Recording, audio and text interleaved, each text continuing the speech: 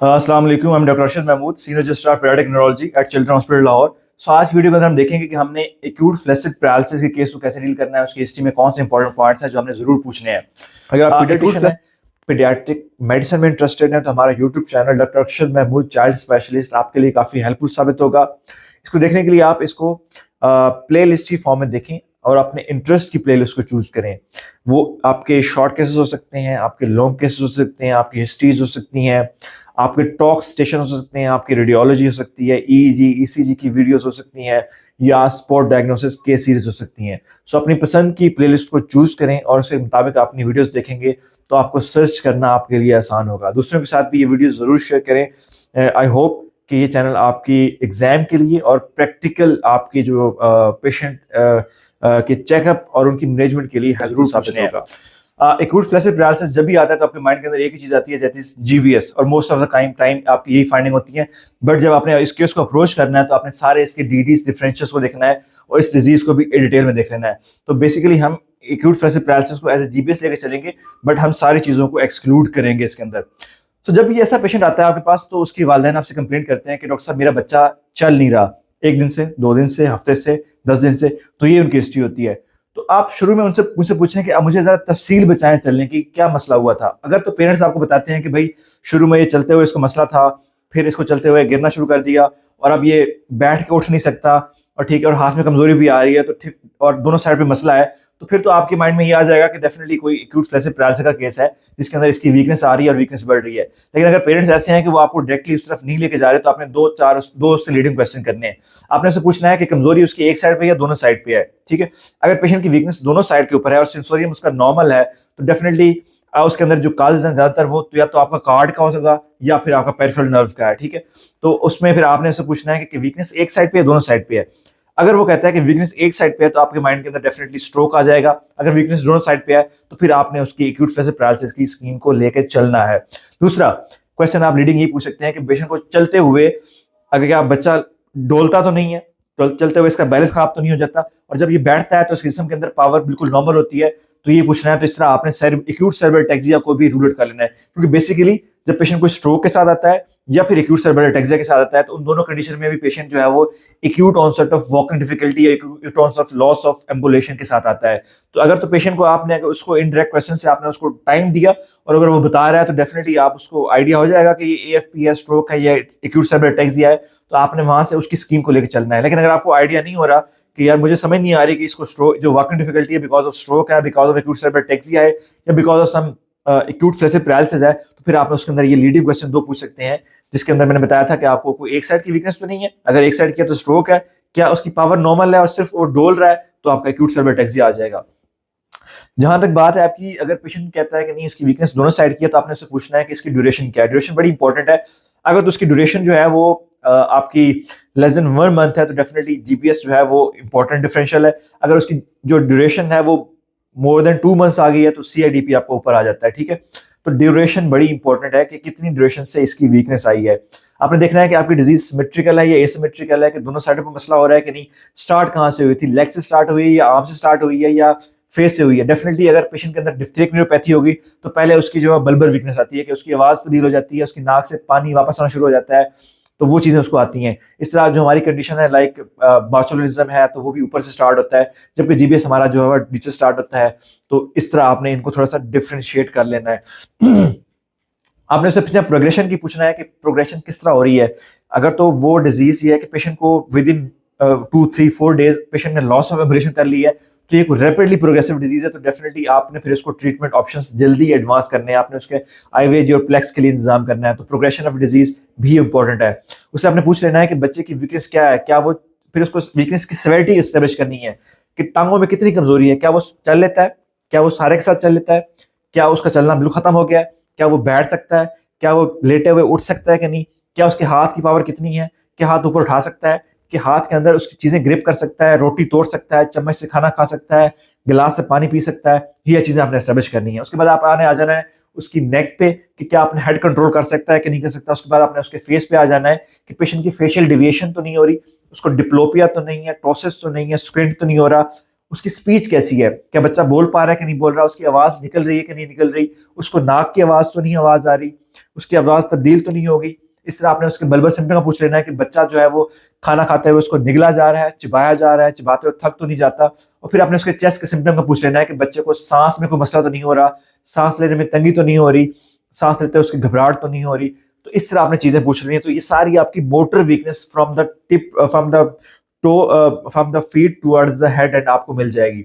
साथ में आपने उसके सेंसरी सिम्टम पूछ लेने हैं कि पेशेंट के अंदर कोई सेंसरी सिम्टम्स तो नहीं है। डेफिनेटली अगर पेशेंट के अंदर कोई टीएम होगा तो उसके अंदर आपको एक सेंसरी लेवल मिलेगा, उससे नीचे आपको नमनेस मिलेगी।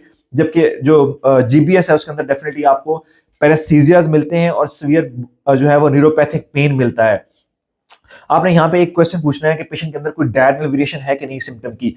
तो डायरेनल वेरिएशन वेरी इंपॉर्टेंट है कि अगर पेशेंट की एक्यूट ऑनसेट ऑफ वीकनेस है तो मैस्टीनिया ग्रेविस भी आपके इस सारी बॉडी वीकनेस का प्रेजेंट कर सकता है। तो आपने उससे पूछ लेना है कि बच्चे के अंदर कोई डायरेनल वेरिएशन ऑफ सिम्टम्स तो नहीं है। ये चीजें सब आपने पूछ लेनी है। तो उसके बाद आपने इसके डिफरेंशियल की तरफ चले जाना है कि मेरे पेशेंट के अंदर जो है वो कोई डिफरेंशियल तो नहीं है एक्यूट फ्लैसिड पैरालिसिस का, तो उसको आपने लेके चलना है। आप उसको आपने कैसे पूछना है, तो उसमें डेफिनेटली आपने डिफरेंट लेवल से भी क्वेश्चन पूछने हैं। आपने फ्रॉम मतलब muscles, from the neuromuscular junction, from the nerve, interior horn cells और आपका जो स्पाइनल कॉर्ड है और ब्रेन स्टेम है। तो इस सब लेवल पे आपकी डिजीज डिफरेंट है जो कि इसको इफेक्ट करती है। तो अपने हर लेवल पे हर डिजीज को टच करना है। अगर हम मसल्स की बात करें तो उसके अंदर डेफिनेटली वायरल मायोसाइटिस, पोलीमायोसाइटिस, डर्मेटोमायोसाइटिस, ये जो है इन्फ्लेमेटरी मायोसाइटिस के साथ प्रेजेंट करते हैं। जब मसल की इन्फ्लेमेशन होगी डेफिनेटली तो वीकनेस भी साथ में आती है। तो आपने पूछ लेना है कि बच्चे को मसल्स के अंदर कोई पेन तो नहीं, बच्चे के जिल्द पे कोई निशान तो नहीं है। तो SLE, dermatomyositis, polymyositis, mixed connectivity disorders, acute viral myositis भी इस वीकनेस के साथ या एक्यूट फ्लैसिड पैरालिसिस की तरह प्रेजेंट कर सकती है। इस तरह आपके मसल के अंदर जो है आपकी hypokalemic periodic paralysis, hyperkalemic periodic paralysis भी एकदम sudden onset of flaccid paralysis का प्रेजेंट कर सकती है। उसके अंदर क्या होगा कि फैमिली एक तो पेशेंट की अपनी हिस्ट्री होगी कि पहले भी इसको कोई वीकनेस इस तरह की हो चुकी है या नहीं हो चुकी, और दूसरा पेशेंट के अंदर कोई जो है वो एक्सेसिव कार्बोहाइड्रेट इनटेक की हिस्ट्री आपने पूछ लेनी है, या फिर उसको जो है वो उसकी जो है वो कोई जो उसने स्किप मील की हिस्ट्री पूछ लेनी है। तो दोनों प्रोवोक कर सकती हैं हाइपोकुलिमिक और हाइपरकुलिमिक पीरियडिक पैरालिसिस को। तो इस लेवल पे आपने क्वेश्चन पूछ लेना है। न्यूरोमस्कुलर जंक्शन की बात करें तो उसके अंदर टिपिकली जो है वो माइस्थीनिया ग्रेविस है। इसके अंदर आपको डायरेनल वेरिएशन ऑफ सिम्टम्स मिलेगी और टिपिकली उसके अंदर जो स्टार्ट होता है वो डिप्लोपिया टोसिस और उनके साथ स्टार्ट होता है, फिर बल्बर वीकनेस होती है और आपकी जो है रेस्पिरेटरी और बॉडी की वीकनेस भी आ सकती है। अगर हम न्यूरोमस्कुलर की बात करें तो उसके अंदर डेफिनेटली बोचुलिज्म भी आ जाता है, जिसके अंदर टिपिकली वो शॉर्ट हिस्ट्री होगी और आपकी फेस से वीकनेस स्टार्ट होती है, कॉन्स्टिपेशन होती है, फिक्स डायलेटेड पिंपल्स होते हैं और फिर बॉडी की वीकनेस भी आ सकती है। इस तरह अगर पेशेंट के अंदर कोई बड़ा पेशेंट है आपका, अगर टीनेज का है, उसके अंदर कोई मैलिग्नेंसी के सिम्टम आ रहे हैं तो लंबर एटरमाइसिनिया भी फ्लैसिड पैरालिसिस लाइक कंडीशन के अंदर प्रेजेंट कर सकता है। अगर हम नर्व्स की बात करें तो डेफिनेटली जीपीएस हमारा डिफरेंशियल के अंदर अगेन हमेशा टॉप पे आता है। अदर देन जो न्यूरोपैथीज जो एक्यूटली प्रेजेंट करती हैं उसके अंदर हमारा सीआईडीपी है, जिसके अंदर या तो उसके रिलैप्सेस रिमिशन है या फिर आपकी ड्यूरेशन अगर 1 मंथ से ऊपर प्रोग्रेशन आ रही है तो आपने सीआईडीपी को जरूर सोचना है। इस तरह अगर हम नर्व्स की बात करें तो नर्व्स के अंदर हमारी जो है वो डिफ्थेरिक न्यूरोपैथी आ जाती है। तो उसके अंदर आपने डिफ्थीरिया की जरूर हिस्ट्री पूछनी है कि पेशेंट गले सुई तो नहीं गए थे और वीकनेस बल्बर सिम्टम से स्टार्ट तो नहीं होती, तो डिफ्थेरिक न्यूरोपैथी हमारी आ जाती है।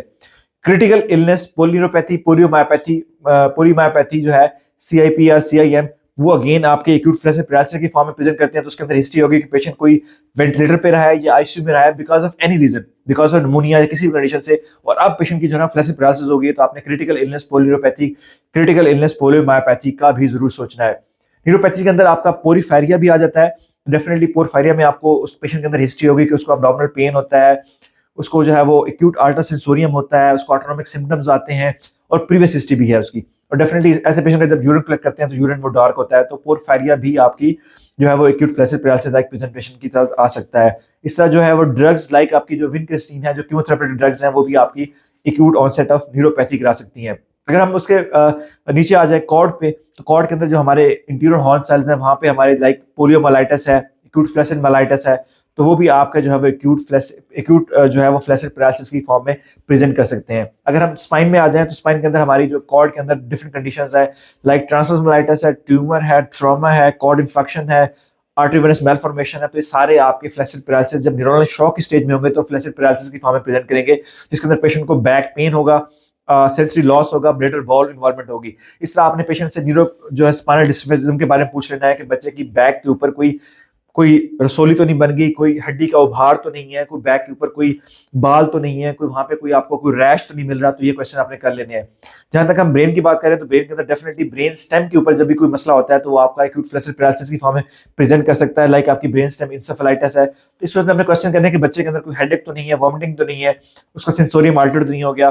तो जो डिफरेंट ब्रेन की कंडीशंस है वो भी इस तरह आपने उसके अंदर रूल आउट करनी है। अगर हम पॉइजनिंग की बात करें तो ऑर्गेनोफॉस्फेट पॉइजनिंग टिपिकली आपकी एक्यूट फ्लेसिड पैरालिसिस की फॉर्म में प्रेजेंट करती है। तो ऐसे पेशेंट यूजुअली गांव से बिलोंग करते हैं, उनके अंदर फ्लेसिड पैरालिसिस होती है और साथ में उसके अंदर वो डंबल्स के सिम्टम्स जो है कि डायरिया, यूरिनेशन, मैक्रीनेशन, मिक्चुरेशन, लैक्रीमेशन, सैलिवेशन, तो ये सिम्टम्स भी उनके अंदर आ चुके होते हैं। इस तरह डॉग बाइट यानी जो पैरालिटिक रेबीज है वो भी आपका फ्लेसिड पैरालिसिस की फॉर्म में आता है, और आपका जो है आपका स्नेक बाइट वो भी आपका फ्लेसिड पैरालिसिस करा सकता है। तो आपने डॉग बाइट और स्नेक बाइट की हिस्ट्री भी जरूर लेनी है। तो सारी चीजों को आपने रूल आउट करना है, तो इस तरह आप बाकी चीजों को निकाल सकते हैं आपके। तो हमने एस्टेब्लिश कर लिया कि आपके बंदे पेशेंट के अंदर एक्यूट फ्लेसिड पैरालिसिस है, सिमेट्रिकल है, असेंडिंग है, और आपने बाकी चीजें रूल आउट कर ली हैं, तो डेफिनेटली जीपीएस आपका टॉप पे आ जाएगा। तो फिर आपने एस्टेब्लिश करना है कि मेरे पेशेंट के अंदर डिजीज की सेवेरिटी क्या है और कॉम्प्लिकेशंस क्या है। अगर हम डिजीज की सेवेरिटी और कॉम्प्लिकेशन की बात करें तो आपने देखना है कि पेशेंट की जो वीकनेस है उसका एक्सटेंड क्या है अपर लोअर लिम्ब के अंदर, उसके बल्बर सिम्टम है कि नहीं, उसकी रिस्पिरेटरी इन्वॉल्वमेंट है कि नहीं,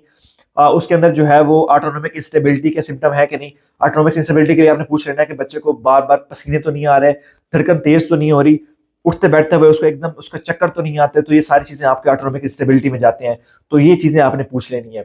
इस तरह अगर आपका पेशेंट बेड बाउंड है तो आपने उससे पूछ लेना है कि पेशेंट के अंदर कोई बेड सोर्स तो नहीं बने हुए, कोई फिक्स डिफॉर्मिटी तो नहीं बन रही कंट्रक्शन की वजह से, कोई उसका जो है वो डीवीटी का साइन तो नहीं है, यूटीआई, कॉन्स्टिपेशन, कोई मसला तो नहीं है, चेस्ट इन्फेक्शन तो नहीं है, और बच्चा अगर एनजी फीड पे है तो उसकी एनजी फीड कैसे दे रहे हैं, कितनी दे रहे हैं, कैलोरीज क्या है उसकी, और एनजी प्रॉपर चेंज हो रही है कि नहीं चेंज हो रही। तो इन चीजों को भी आपने डेफिनेटली उसके अंदर पूछ लेना है। आपने उससे पूछना है कि उसके पेन्स का जरूर पूछना है, बहुत सीवियर पेन होता है जीबीएस के अंदर, तो आपने पूछना है कि उसको न्यूरोपैथिक पेन्स के लिए क्या चल रहा है, क्या ट्रीटमेंट दे रहे हैं। इसके बाद डेफिनेटली आपने उसकी जो है वो इन्वेस्टिगेशन का पूछना है कि उसके अंदर इन्वेस्टिगेशन क्या हुई है, कलेक्टर करंट या तारों वाला टेस्ट तो नहीं हुआ, इसको हम एनसीएस कहते हैं, कमर के पानी का टेस्ट यानी सीएसएफ तो नहीं हुआ, इस तरह पेशेंट के अंदर जो है वो कोई ब्लड के टेस्ट तो नहीं हुए। तो इन सारी चीज टेस्ट का आपने पूछ लेना, ट्रीटमेंट का आपने पूछ लेना है कि बच्चे का खून चेंज तो नहीं हुआ और उससे कॉम्प्लिकेशन क्या आई, आईवीआईजी तो नहीं दी गई, महंगा इंजेक्शन तो नहीं दिया गया, और उससे कॉम्प्लिकेशन क्या आई है, लाइक उसके अंदर एसेप्टिक मेनिंजाइटिस होता है और कोई रिएक्शन हो सकता है। तो आपने इन चीजों के बारे में डेफिनेटली पेशेंट से पूछ लेना है, और फिर आपने पूछना है कि पेशेंट की इंप्रूवमेंट क्या हुई है इस दौरान, अगर आईवीआईजी मिला है या प्लेक्स मिला है तो उसकी डिजीज क्या स्टैटिक हो गई है या इंप्रूव हो रही है। तो डेफिनेटली पेशेंट को कोई वेंटिलेशन तो जरूर तो नहीं पड़ी, और एट द एंड आपने उसकी एक्टिविटीज और डेली लिविंग पूछ लेनी है कि पेशेंट की अभी एक्टिविटीज और डेली लिविंग क्या है, उसका एमआरएस स्कोर क्या है, that is modified ranking score, या उसकी ग्रास मोटर फंक्शन क्लासिफिकेशन क्या है। और आपने डेफिनेटली अगर पेशेंट आपका बड़ा है तो उससे जरूर बात करनी है, और उसकी जो है वो उसकी डेली नीड्स को पता पूछ लेना है कि आप कौन उसकी कर रहा है, कपड़े कौन चेंज कर रहा है, उसका पैम्पर लगाया और नहीं लगा। तो इन चीजों को भी आपने डेफिनेटली कंप्लीट करके पूछ लेना है। इसके बाद आपका सबसे इंपॉर्टेंट एक चीज होती है पोलियो सर्विलेंस, तो उसके बारे में आपने पूछ लेना है कि बच्चे के जो है वो पोलियो के सैंपल्स तो नहीं गए हुए, तो उसमें पूछना है कि पेशेंट के कितने सैंपल गए हैं और कब गए हुए हैं और उसका रिजल्ट आया कि नहीं आया, तो उस चीज के बारे में आपने पूछ लेना है। डेफिनेटली पोलियो सर्विस बड़ी इंपॉर्टेंट है। आपने इसमें जो है वो प्रोड्रोमल इलनेस का जरूर पूछना है जीबीएस के अंदर कि इस इलनेस से पहले बच्चा कैसा था। मोस्टली प्रोड्रोमल इलनेस होती है कि पेशेंट को उससे पहले कोई वायरल इन्फेक्शन होता है, लाइक उसको चेस्ट इन्फेक्शन हो सकता है या जीआई इन्फेक्शन यानी कि डायरिया वगैरह हो सकता है। तो ये पूछना है क्योंकि माइकोप्लाज्मा निमोनिया हो गया या हमारा हेलिकोबैक्टर कंपाइलोबैक्टर जेजुनी हो गया, तो ये एक इंपॉर्टेंट काजेज हैं कि ये जब इनका इन्फेक्शन होता है तो उसके बाद जीबीएस प्रोन होता है, तो इसके बारे में जरूर पूछ लेना है। तो कुछ डिटेल हिस्ट्री थी एक्यूट फ्लेसिड पैरालिसिस की। इस बुनियाद पे आपने अगर जब हिस्ट्री लेंगे और इन सारी चीजों को आप लेके आगे चलेंगे, डेफिनेटली आपका केस कंप्लीट होता है और इसके थ्रू आपके एग्जाम में पास होने के चांसेस ज्यादा होते हैं। Thank you.